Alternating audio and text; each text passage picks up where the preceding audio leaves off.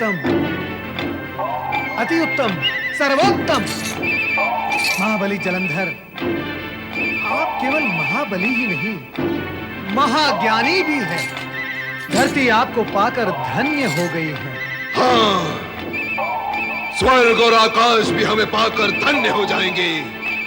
और अब ये बताओ कि तुम यहाँ किस प्रयोजन से आए हो?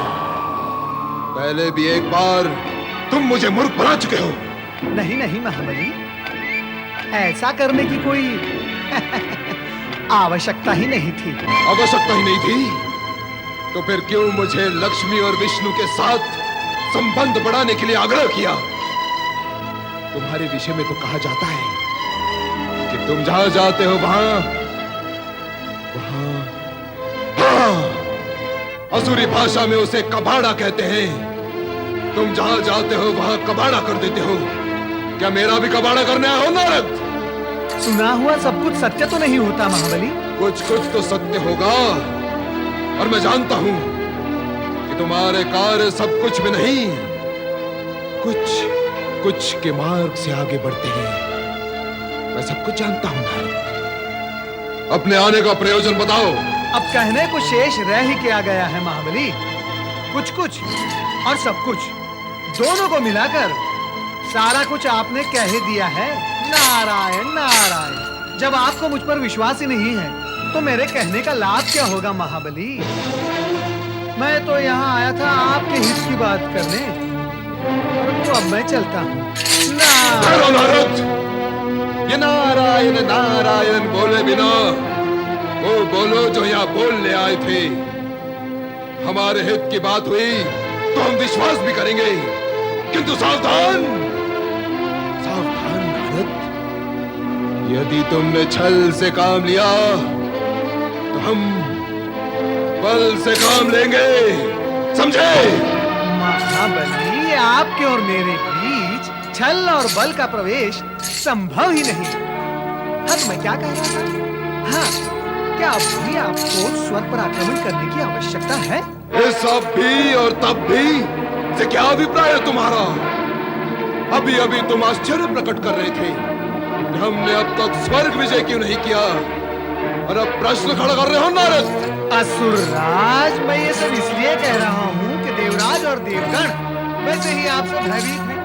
वो तो बिना युद्ध के ही आपसे हारे हुए हैं। और श्री हरि विष्णु तो वैकुंठ लौट गए हैं। अब वे देवगणों की सहायता कदापि नहीं करेंगे। नारायण नारायण, अब आप जब चाहें तब स्वर्ग पर आक्रमण करके अधिकार प्राप्त कर सकते हैं। अर्थात आपके लिए अब स्वर्ग पर अधिकार प्राप्त करना कोई बड़े पराक्रम की बात नहीं रही। तुम हमारी प्रशंसा कर रहे हो अथवा हमें चुनौती दे रहे हो नारद? स्वर्ग पर अधिकार करना बड़ी बात तो सही, किंतु ऐसा कुछ अवश्य है जिस पर अधिकार करना बड़ी बात है। सो तो है महाबली। यदि आपने स्वर्ग पर अधिकार प्राप्त कर लिया तो इस जगत में आपको अन्य किसी पर भी अधिकार प्राप्त करने की कोई आवश्यकता नहीं। इस समय आप संपूर्ण जगत में सर्वाधिक शक्तिशाली, पराक्रमी और अजय सम्राट हैं। ये सब तो हम भी जानते हैं नारद, पर तुम हमें वो बात बताओ जो हम नहीं जानते। जान लेने से क्या होगा असुरराज? यदि आपने उसे अपने अधिकार में नहीं लिया तो कौन जानेगा तुम्हारा ये पराक्रम और महाबल। पर वो है क्या? एक अनमोल रत्न है, रत्न। कैसा रत्न? कहाँ है वो रत्न? स्त्री रत्न, जगत का सर्वश्रेष्ठ स्त्री रत्न। एक ऐसा स्त्री रत्न जिसे प्राप्त करने के पश्चात कुछ भी प्राप्त करने की इच्छा शेष नहीं रहती। परम सौभाग्यशाली, परम विदुषी, परम सौंदर्यमयी। नारद, बताते क्यों नहीं? कौन है वो स्त्री रत्न? वो कहाँ रहती है? ऊंचे स्तर के प्राणी ऊंचाई पर रहते हैं महाबली, और ये परम सुंदरी भी ऊंचाई पर रहती है। जन साधारण को वहां पहुंचना तो संभव ही नहीं। हम पहुंचेंगे वहां, पर तुम बताओ तो कि वो है कौन? यदि आप वहां तक पहुंच गए महाबली, तो त्रिलोक की संपूर्ण संपदा, ऐश्वर्य और वैभव आप तक पहुंच जाएगा। स्त्री रत्न को प्राप्त करने के पश्चात आप इतने शक्तिशाली हो जाएंगे कि जगत की समस्त शक्तियां आपके सम्मुख नतमस्तक हो जाएंगी। पर नारद, ये तभी हो सकेगा जब हम उस स्त्री रत्न को प्राप्त कर लेंगे, और उसे हम तभी प्राप्त कर सकते हैं जब तुम हमें ये बताओ कि वह है कौन। वो कौन है? वो कौन है, ये कहने के लिए मेरे पास न शब्द है न वाणी है। मैं केवल इतना कह सकता हूँ महाबली कि वो सौंदर्य और शक्ति की प्रतिमूर्ति है। अप्सरा यदि उसे छू ले तो वो मैली हो जाए। सत्य को यदि आप दृष्टता ना समझे तो आपसे क्षमा मांगे बिना मैं आपसे ये कहूंगा कि महारानी वृंदा यदि उसके सम्मुख खड़ी हो जाए तो दासी लगेगी। महाबली, उसका सौंदर्य शब्द से परे है। वो है कौन? क्या नाम है उसका? शिव संगिनी पार्वती कैलाश पर रहती है। उस भभूतधारी, सर्पधारी, चर्मधारी शिव के साथ नारायण नारायण। यदि वो आपके साथ रहती तो शक्ति और सौंदर्य के साथ शोभायमान भी होती।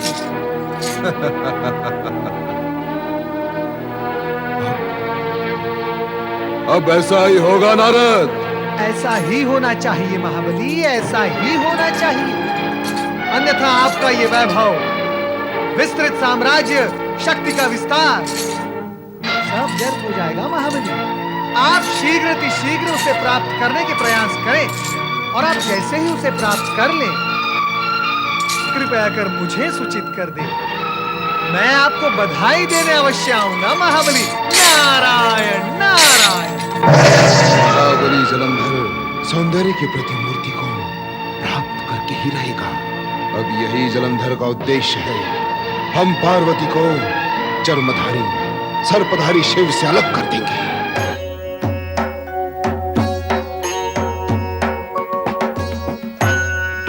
नारायण नारायण नारायण, ओम शिवाय। आओ नारद, कहो क्या कर रहा है? क्या कहूँ भगवान, मैं स्वयं को अपनी ही दृष्टि में गिरा कर आ रहा हूँ। क्यों? हे भोलेनाथ, आपने मेरी इच्छा के विरुद्ध मुझसे कार्य करवाकर मुझे अपनी ही दृष्टि में लज्जित कर दिया है। प्रभु, इस अपराध भाव को लेकर मैं कहां जाऊं? इस अपराध भाव से मैं कैसे मुक्त हो पाऊंगा? प्रभु, मैं कैसे मुक्त हो पाऊंगा? रह कर जब मुझे स्मरण होता है कि उस जलंधर को भ्रमित करने के लिए मैंने माता पार्वती के विषय में बहुत कुछ अनर्गल कहा है, तो स्मरण करके मेरा मन ग्लानि और दुख से भर उठता है। प्रभु, मुझे क्षमा करें। नारद, ज्ञानी होकर भी अज्ञानियों की भांति आचरण करने की क्या आवश्यकता है? तुमने जो कुछ भी किया, कहा, स्वेच्छा से नहीं, हमारे आदेश से किया। तुम ये भी भली भांति जानते हो कि हमने जो प्रेरणा दी और प्रेरित होकर तुमने जो किया, उसके मूल में लोकहित ही है। उग्र प्रवृत्ति का जलंधर अधिक समय तक जीवित रहेगा तो निर्दोष प्राणियों को पीड़ित करेगा। उसके विनाश के आयोजन में ही हम दोनों संलग्न हुए हैं। किंतु जलंधर के विनाश के लिए माता पार्वती के नाम का दुरुपयोग करना क्या आवश्यक था भोलेनाथ? इससे पार्वती के नाम को कुछ भी दोष नहीं लगता नारद, किंतु जलंधर जैसे महापातकों को मृत्यु की दिशा दिखाने के निमित्त अकल्पनीय आयोजन भी करने पड़ते हैं। ऐसे में इनकी अनैतिकता इनसे नीति विरुद्ध कार्य करवाकर मृत्यु की ओर धकेल देती है। हाँ भोलेश्वर, अकाल मृत्यु के कुएं की ओर अनैतिकता के मार्ग से होकर ही जाना पड़ता है। वही तो किया गया है नारद।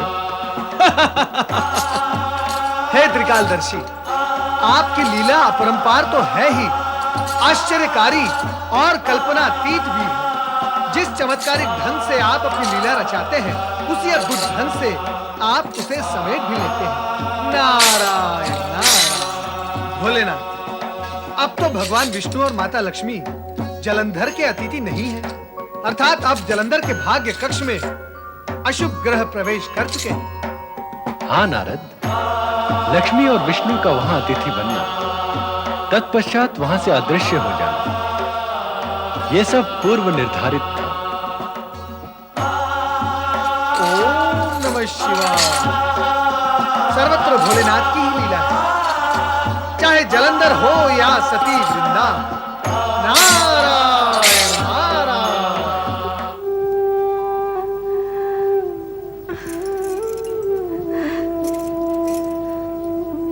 वृंदावन। स्वामी, आप शीघ्र लौट आए स्वामी। अब हमें स्वर्ग विजय की कामना नहीं रही, अब हम कामनी रत्न प्राप्त करना चाहते हैं। कामिनी रत्न? अर्थात स्त्री रत्न। स्त्री रत्न? वो तो आपके पास है, स्वयं आप ही ऐसा कहते रहे हैं। हम तुम्हारे स्थान पर एक नवीन स्त्री रत्न लाएंगे। शक्तिशाली सम्राट अधिक समय तक एक ही रत्न से संतुष्ट नहीं होते। ये आप क्या कह रहे हैं स्वामी? क्या भूल गए कि भगवान शिव की कृपा से मेरा सतीत्व ही आपका रक्षक है। यदि आपने किसी पर नारी पर कुदृष्टि भी डाली, तो क्या ऐसी स्थिति में मेरा सतीत्व आपकी रक्षा कर पाएगा? भगवान शिव मुझे शक्ति दे सकेंगे? नाम न लो शिव का। भगवान शिव के नाम पर इतनी ईर्ष्या क्यों? इसलिए कि तुम्हारे स्थान पर जिस रत्न को मैं लाना चाहता हूँ, वो शिव की पत्नी पार्वती ही है। शिव शिव शिव। जगत की सर्वश्रेष्ठ सुंदरी पार्वती अब हमारे महल की शोभा बनेगी। हाँ। क्या बोल रहे हैं? क्यों बोल रहे हैं ऐसा?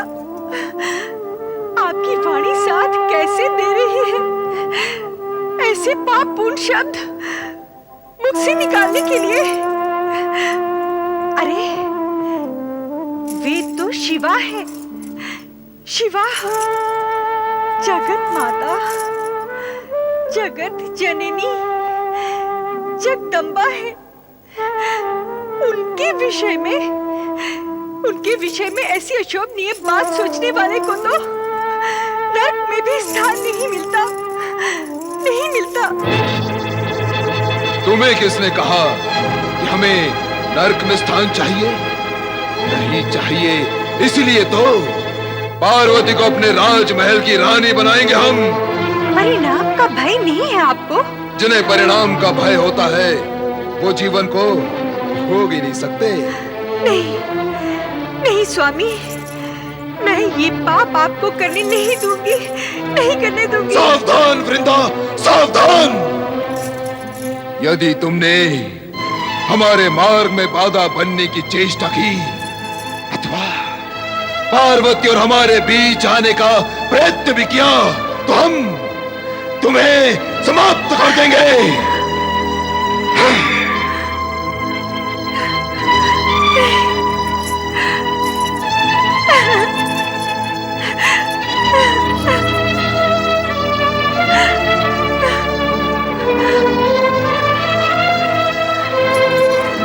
लक्ष्मी दीदी, दीदी, लक्ष्मी दीदी, न जाने ये दोनों भी कहाँ चले हमने गए? सारा महल छान मारा है, लगता है वो दोनों यहाँ से जा चुके हैं। जा चुके हैं? बिना बताए सब कुछ सुन लिया होगा। स्वामी के कटु वचन भी सुन लिए होंगे। हे प्रभु, हे भगवान शिव, मेरे पति को सद्बुद्धि दो। भगवान, हे संपूर्ण जगत के स्वामी, मेरे स्वामी को सद्बुद्धि दो भगवान। असुर सम्राट महाबली जलंधर की जय। असुर सम्राट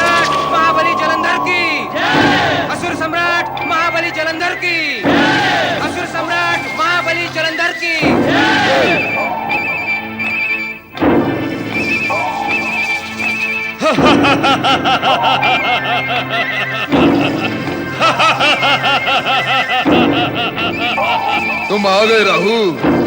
हम तुम्हारी प्रतीक्षा कर रहे थे। मुझे किस लिए बुलाया महाबली? राहु, जब कार्य विशेष हो और अन्य कोई इसे करने में असमर्थ हो, तब तुम्हें ही याद करना पड़ता है।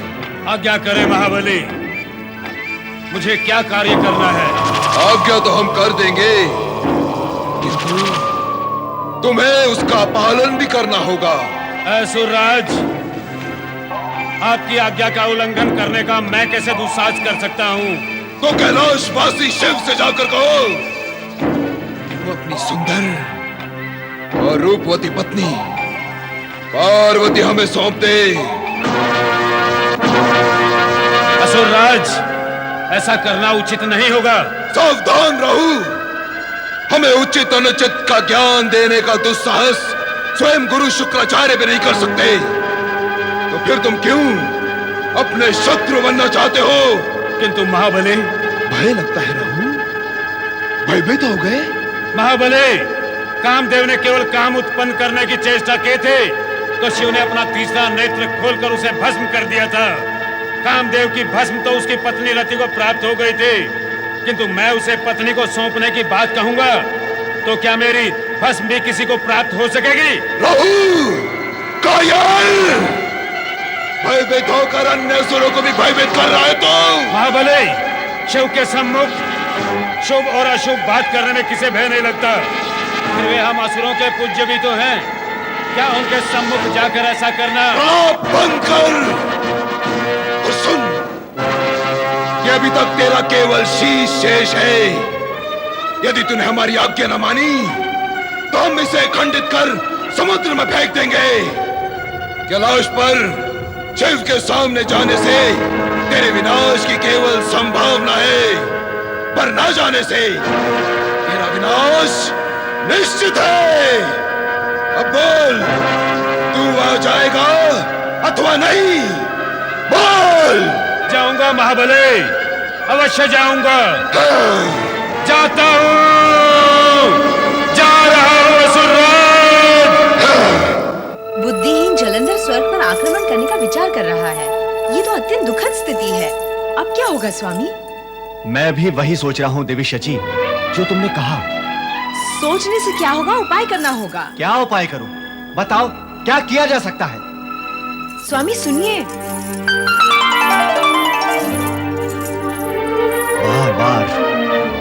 बार बार एक ही संकट सिर पर आ पड़ता है। क्या मुझे चिंता नहीं है? मैं भी वही सोच रहा हूं कि कुछ उपाय होना चाहिए। नारायण नारायण। देवराज, आप तो चिंता के साथ साथ क्रोध भी करने लगे। देवराज, अकेली चिंता ही वर्तमान खा जाती है और क्रोध तो वर्तमान के साथ साथ भविष्य भी खा जाता है। आप क्रोध न करें और चिंता भी न करें, केवल चिंतन करें। क्या करें देवर्षि? बार बार असुरों के आक्रमण होते हैं और हर बार यही चिंता लगी रहती है कि क्या उपाय करें। चिंता कर रहे हैं उपाय के लिए? नारायण नारायण। तो उपाय की चिंता करना छोड़ दे देवराज। चिंता छोड़ दो? तुरंत देवराज, तुरंत।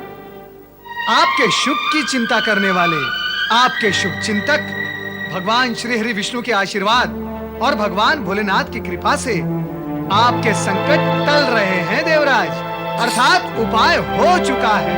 नारायण नारायण। उपाय हो चुका है, संकट टल रहा है। देवर्षि, हमें तो ज्ञात हुआ है कि दैत्य गुरु शुक्राचार्य ने जलंधर को पुनः स्वर्ग पर आक्रमण करने का आदेश दे दिया है। दिया था, परंतु जब आपको वो ज्ञात हुआ तब वो वर्तमान था और अब वो भूतकाल की बात बन चुका है देवराज। दैत्य गुरु शुक्राचार्य के वो आदेश, वो परिस्थितियां काल का ग्रास बन चुकी है। नारायण नारायण। तो क्या जलंधर अब स्वर्ग पर आक्रमण नहीं करेगा? कैसे करेगा? आपके शुभ चिंतकों ने स्वर्ग से भी अधिक प्रिय और मधुर मधु उसके मुख पर लगा दिया है। अब वो स्वर्ग को भूलकर उसकी प्राप्ति के लिए उन्मत्त हो उठा है। मैं कुछ समझा नहीं देवर्षि। आप सदा ना समझने की भूल क्यों करते हैं देवराज? उबरे इस भूल से अब आप केवल इतना समझें कि परिस्थितियां बदल चुकी हैं। माता लक्ष्मी तथा भगवान श्री हरि विष्णु वैकुंठ लौट चुके हैं तथा जलंधर की दृष्टि अब स्वर्ग पर नहीं कैलाश पर है, जहां उसकी मृत्यु उसके लिए पाश ढूंढते हैं। नारायण नारायण नारायण नारायण। राहु, तुम जिस कार्य के लिए जा रहे हो उसके सर्वनाशी परिणाम पर भी विचार किया है अथवा नहीं? कहीं ऐसा ना हो भगवान शिव के कंठ का विष निकलकर तुम्हारे अमृत को सोख ले। नारद, क्या ऐसा होना संभव है? भगवान भोलेनाथ के लिए असंभव क्या है राहु? और फिर विधाता ने सृष्टि के आरंभ में ही दुष्टता और दुर्भावना का परिणाम विनाश ही लिख दिया था। सत्य कहो नारद, कहीं सर्वनाशी कामना का बीज दैत्यराज के मन में तुमने तो नहीं बोया? अरे राहु, क्या तुम्हें इतना भी ज्ञान नहीं? नारद यदि किसी के मन में बोएगा तो वो निर्माणकारी और कल्याणकारी बीज ही बोएगा। परंतु असुर का मन तो बंजर धरती जैसा होता है। वहां निर्माणकारी अथवा कल्याणकारी बीज बोना अर्थात व्यर्थ करना है। वैसे भी जो पूर्व निर्धारित है उसे टालना न तुम्हारे वश में है न मेरे वश में। अर्थात आगे बढ़ो। नारायण नारायण। ओम नमः शिवाय। ओम नमः शिवाय। ओम नमः शिवाय। हे देवादिदेव शिव शंकर, हे भोलेनाथ, हे विद्याहारी भगवान शिव, मेरी विपदा हरो भगवान। मैं आपकी शरण में आई हूँ। मेरे स्वामी को सद्बुद्धि दो भगवान। मेरी स्वामी को सद्बुद्धि दो देवेश्वर। उनको कुमार्ग पर बढ़ने से रोको, उन्हें रोको। वृंदा, बंद करो हमारे शत्रु शिव की आराधना। ये तुम्हारा कुछ भी भला नहीं कर सकता। नहीं स्वामी, ऐसे अपशब्द अपने मुख से न निकाले। किसी के प्रति किया गया अपमान पीड़ा का रूप धारण करके बहुत पीड़ित करता है।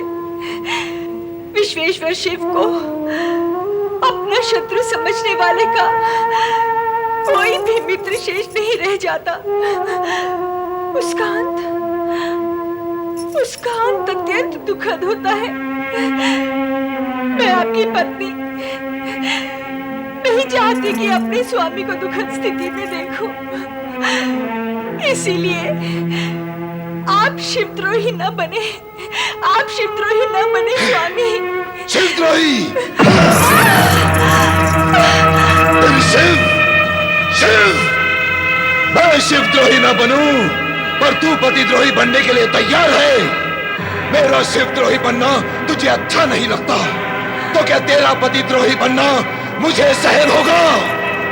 मेरे विरुद्ध जाकर तूने हमारी महारानी बने रहने का अधिकार भी खो दिया है वृंदा। अब मैं हिमालय पुत्री पार्वती को अपनी महारानी बनाऊंगा। बस करो। माता पार्वती के प्रति ऐसी मलिन भावना दिखाकर उनके प्रति ऐसी अशुद्ध विचार रखकर सर्वनाश के समीप क्यों जाना चाहते हो? कौन करेगा मेरा सर्वनाश? जो सभी का सर्वनाश का कारण है, उस जलंधर का सर्वनाश कौन करेगा? शिव। अहंकार प्राणी की बुद्धि हर लेता है। बुद्धिहीन प्राणी की वाणी संयत नहीं रहती। वो अपनी सीमित शक्ति को असीमित समझने लगता है, किंतु असीमित शक्ति के अधिकारी तो केवल भगवान शिव ही है। भगवान शिव। शीघ्र ही तुझे शिव के शक्ति का ज्ञान हो जाएगा जब पार्वती हमारे पार्श में आकर बैठेगी। हे विधाता, ये धरती भाग क्यों नहीं जाती? ये धरती भाग जाए और मैं इसमें समा जाऊं। मेरा मार्ग अवरुद्ध ना हो, इसलिए ऐसा कुछ तो तुम्हें करना ही होगा। किंतु मेरे विवाह के शुभ अवसर पर ऐसा शुभ कार्य न करना। पार्वती के साथ मेरा विवाह हो जाने के बाद जो इच्छा हो कर लेना। मत भूलो महाबली कि मैं भी असुर राजकाल नेमी की पुत्री हूँ। अपने अधिकार और स्वाभिमान को आहत नहीं होने दूंगी। क्या करोगी तुम? पत्नी सदा पति का सम्मान करती है। मुझे विवश न करो कि मैं पति का अपमान कर बैठूं। मेरा अपमान करने वाला क्या आज तक जीवित बचा है? तुम काल नेमी की पुत्री और मेरी पत्नी हो, इसलिए मैंने तुम्हारा इतना प्रलाप सुना। नहीं तो अब तक तुम काल के विकराल गाल में समा चुकी होती। स्वामी, स्वामी।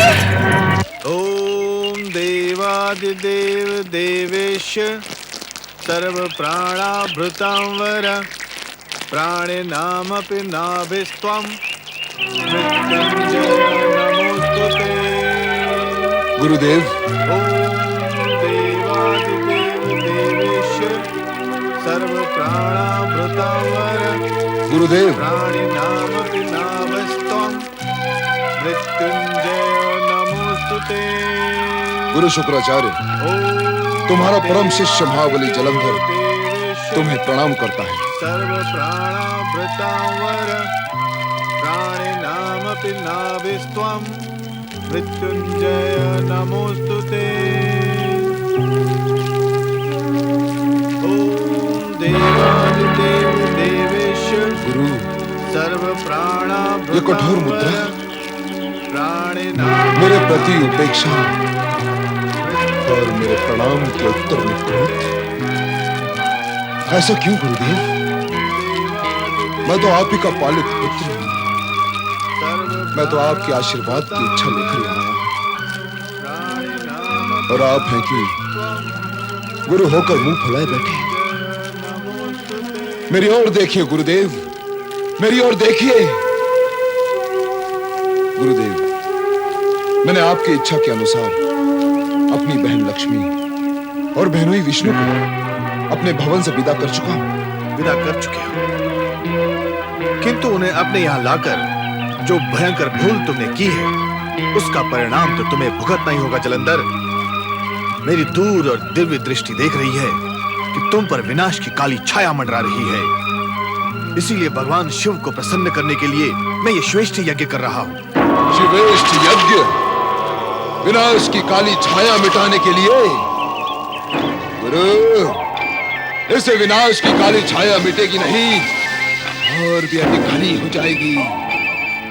शिव हमारा शत्रु है, उसे प्रसन्न करने की नहीं, उसे पराजित करने की आवश्यकता है। मैं उसे पराजित करूंगा और उसकी सुंदर पत्नी पार्वती को अपनी महारानी बनाऊंगा। तेरा सर्वनाश तेरे मुख से बोल रहा है जलंधर। अब तुझे महाकाल से कोई नहीं बचा सकता, स्वयं मैं भी नहीं। अरे अदूरदर्शी, क्या बुद्धि और विवेक ने सदा सदा के लिए तेरा साथ छोड़ दिया है? इतना उत्तेजित क्यों हो रहे हो गुरु? ऐसा मैंने क्या कह दिया जो तुम्हें इतना कुछ मुझसे कहना पड़ रहा है? पाप करते समय पापी को भी यह ज्ञान नहीं होता कि वो पाप कर रहा है। तुम्हारी स्थिति भी वही है। अरे हम असुर हुए तो क्या हुआ? हमारे भी कुछ नीति और सिद्धांत हैं। पार्वती जगत माता जगदम्बा है और शिव हमारे पूज्य है। उनके प्रति ऐसी कुत्सित भावना रखने वाले का कभी कल्याण हो सकता है? अपने मन से उनके प्रति कुविचार निकाल दो जलंधर। मैं इतना कच्चा और बुद्धू शिष्य नहीं हूं कि अपने गुरु की हर उल्टी सीधी बात मान लूं। पार्वती को अपनी महारानी बनाने का मेरा निश्चय अटल है। इसी कार्य के लिए मैंने राहु को कैलाश भेजा है कि वो शिव को जाकर कहे कि पार्वती मुझे सौंप दे। राहु वहां जाकर शिव से पार्वती मांगेगा। अवश्य मांगेगा। और यदि शिव ने सीधे सीधे मेरा प्रस्ताव स्वीकार नहीं किया और पार्वती को मुझे सौंप नहीं दिया तो मैं कैलाश पर आक्रमण करके पार्वती का बलपूर्वक अपहरण कर लाऊंगा। बस जलंधर बस, अब और अधिक नहीं सुना जाता। अपनी मनमानी को नियंत्रण में रख, अपनी इच्छा और कामना पर भी नियंत्रण रख जलंधर। पार्वती तेरी माता के समान है। उनके विषय में ऐसे विचार लाना घोर पाप है। उनके बस बस गुरु बस, बहुत हुआ। मैं जिसे अपनी पत्नी बनाना चाहता हूं, तुम बरबस उसे मेरी माता बनाए जा रहे हो। माता वही होती है जो पुत्र को अपने गर्भ से जन्म देती है। बार बार माता माता कह कहकर मुझे भ्रम में डालने की आवश्यकता नहीं है गुरु। मैं यहाँ माता का पुत्र बनने की कामना लेकर नहीं आया हूँ। मैं तो यहाँ पार्वती का पति बनने की इच्छा लेकर आया हूँ। और उसके प्राप्ति के इस अभियान में तुम्हें मेरा साथ देना ही होगा गुरु। नहीं, नहीं, ऐसे पाप कर्म में मैं तुम्हारा सहभागी कदापि नहीं बनूंगा, कदापि नहीं बनूंगा, कदापि नहीं बनूंगा।